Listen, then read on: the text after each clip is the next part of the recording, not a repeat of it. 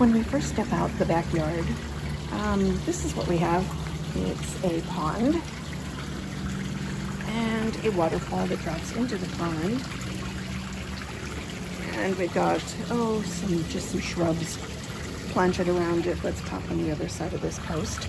We come over here, another plant, orange jubilee behind, and tucked underneath the top of that is a pipe where the water is first pumped out and goes down one of the two sides there and drops down into the pond.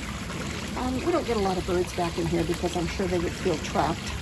Occasionally we'll see a hummingbird or a small songbird up at the top there, nearest the waterfall, and taking a bath or getting a drink or whatever. But they don't typically come here. Oh, sometimes they'll drop onto the flowers like a hummingbird or a finch on the other side of this post. And then back in here, I'm just going to talk just a speck about plants. It's a flame bougainvillea, I believe, and smart oleander, a rosewood tree, lantana. And then it's just things like Cape honeysuckle, which we love, some jasmine, cassia, and sage, and just a little bit of everything that comes down into here. Those are Chinese elm trees toward the back, and this big one is. And lots of birds come here. I mean, certainly they do, but I don't concentrate any photography over here, and that's mostly because they will end up over at the stream, and so I can just sit in one place and get all of them from there. When I first walk out the backyard, if I turn right, I'll go over and show a couple of the water features that we have. One is a bird bath, and you'll see some books that the birds like to hop around on. Those are just bricks that I have painted. And we're gonna skip over here. And the first water feature I have is a small little fountain. And for the most part, about the only birds I ever see there are house sparrows, house finches, and lesser goldfinch. Past that, I really don't see anybody using this, but they might. And then just around the corner from this fountain here, go up this path, is what we call the bubbler.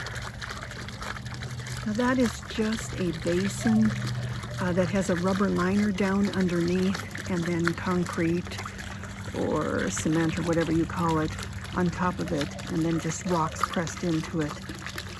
And then it goes down. Once it fills up enough, the water just came on. Once it fills up enough, it will go down that chute to the retention pond, and we will go around there in just a few minutes and you can see how that works. I do get birds that land in here.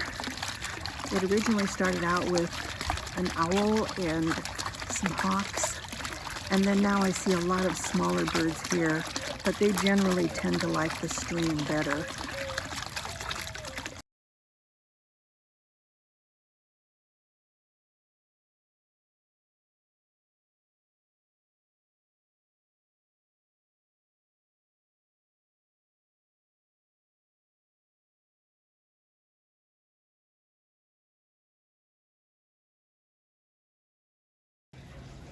So once again, starting here, we go down this sidewalk or path, whatever you want to call it, and over this way, and we're going to deal with the stream first. The stream just came on a few minutes ago. We have it on a timer, and it is 6:30 in the morning, and that's the time it pops on, comes out of there, and all the way down. This runs about 10 or 12 inches wide. You can see the whole distance from up here. I'm going to take you down there. And then it goes into this like a bump out here. We just recently put this in. There's lots of shadows on there right now. This is probably about 4 inches deep, and we just thought by adding that we could attract maybe some other birds or wildlife actually. Let's go ahead and finish up down the stream. Down to here and around this corner, and then down into the retention pond, and we will go back to that shortly. The stream is just an amazing magnet for birds out here. It draws them like crazy. They come up to here to drink and to bathe and to frolic, and it's just the absolute centerpiece of attracting birds out here in the yard.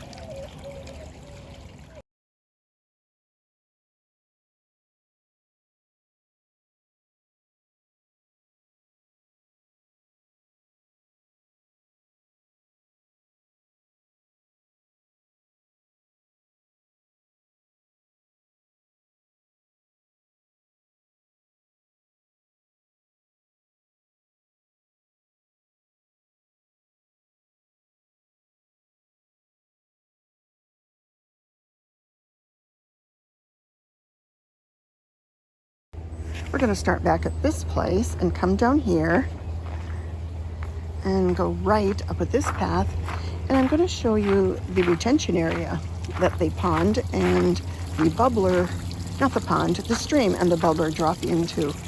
Little bridge here, and there's the bubbler back there, and you can see the kind of the trough that the water comes down, and then the stream tucks in way up there and then drops down into this retention pond, and the pump and all the equipment is stored underneath the bridge. Next, I want to talk about just, we call it playground equipment. It's nice for birds to pose on and to play on, and we change it up a lot so we get our photos that always end up a little different. Let's start with the cholla branch up there. It's a long one, comes down, it's pretty good sized. And then right over here, there's another one. And on this one, it's kind of fun because at the end of that, it's quite springy, and the birds will pop onto that and then hop up to this suet feeder. It doesn't have anything in it right now because I don't keep stuff in it all year long. Also, there are more cholla branches. One that is just stuck in this fairy duster. Another one that is in this oleander, and then one that is between the oleander and the fairy duster. We get a lot of birds that land in this cholla.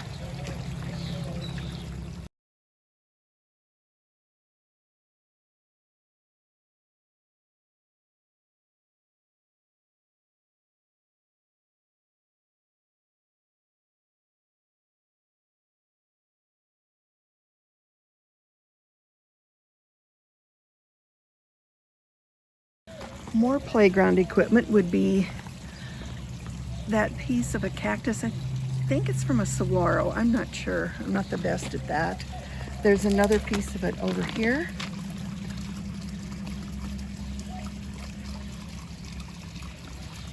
And again, the birds will land on that, hop to and fro, and it makes for some fun pictures.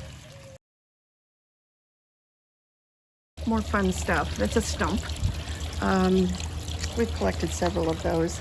That's not a stump back there. It's a piece of bark from, must have been a massive tree. We found it in a fire, campfire years ago, and it just weighs almost nothing. You would think it would be heavy, but it's not. And we just thought it was cool. It's very gnarly and burly, and we thought that would make a cool addition to the yard. There's another chunk of bark that we just thought was fun. We just gather up whatever we see when we're out camping or out in the Jeep exploring. And there's another stump right there. That's a nice tall one, probably 2.5 feet.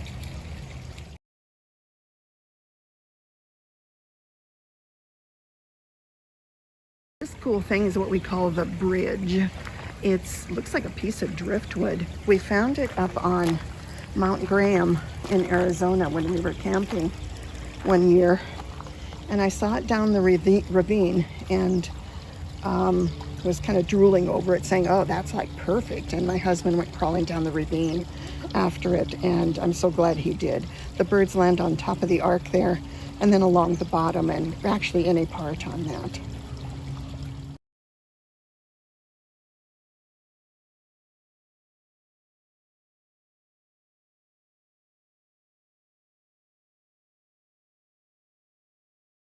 This piece right here where you see the chunk of kind of the stump and then these branches extend out, I call this the horizontal branch section. And a lot of like warblers and chats and such will land on the ends of these, and they're quite bouncy, so they get a little ride along the way. We just grab whatever we see when we're out camping or out in the Jeep. Everything in here kind of has a purpose. If you do this long enough, you know what species land where and what they do and what to look for. Just provide water and shelter and a place to hang out and make it fun and entice them. We do switch out things like that cholla and some of these branches from time to time, and I'll just put them in a little storage place in the yard, and then they'll come back out at some point. But I just don't want all my photos to look alike, and so I kind of save some of these, should we call them props or whatever you want. It's just natural things that you would find anywhere, and like I said, you just switch them out from time to time.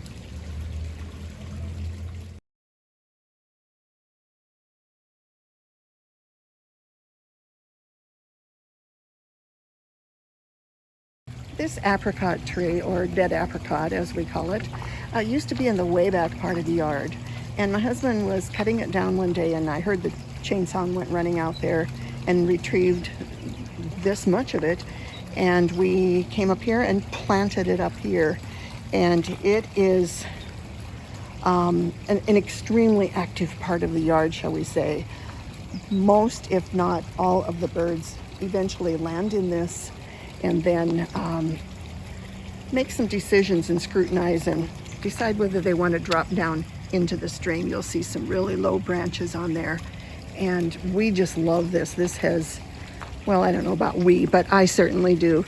I love that it's very active, and I'm so glad we did this. Don't be afraid to do something like that. You know, take a dead plant or just anything interesting that you find. That's what we look for, is just interesting things to add to the yard.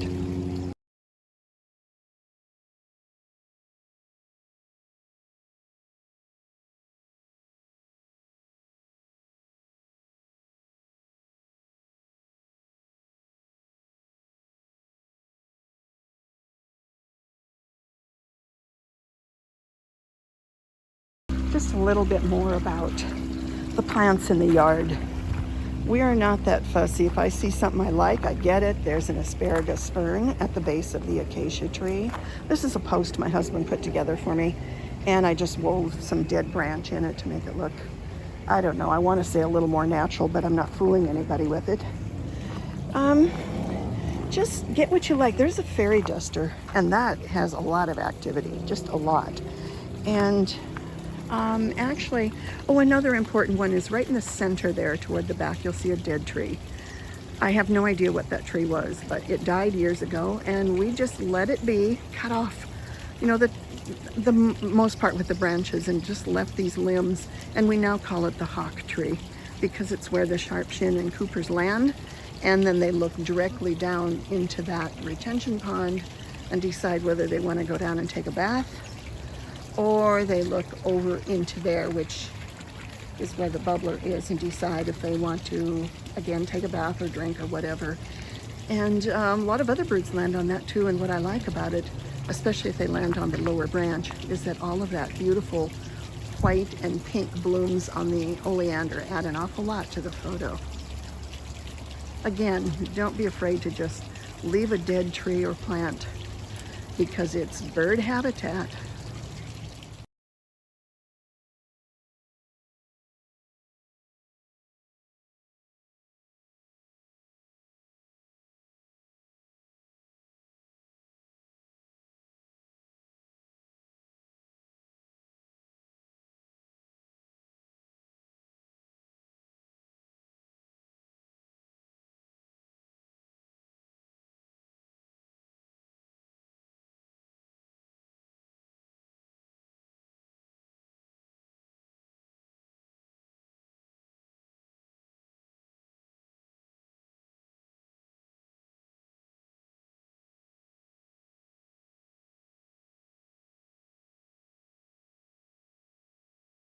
Again, this is our starting point, and we come out here, and if I turn toward the stream, this right here is where I set up my bird tent or bird pod or whatever you want to call it.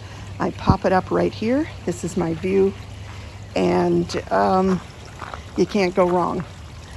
It's my window on the world right now when I'm in the pod, and that's where really most of the activity, even if it starts somewhere else in the yard, it ends up here by this stream.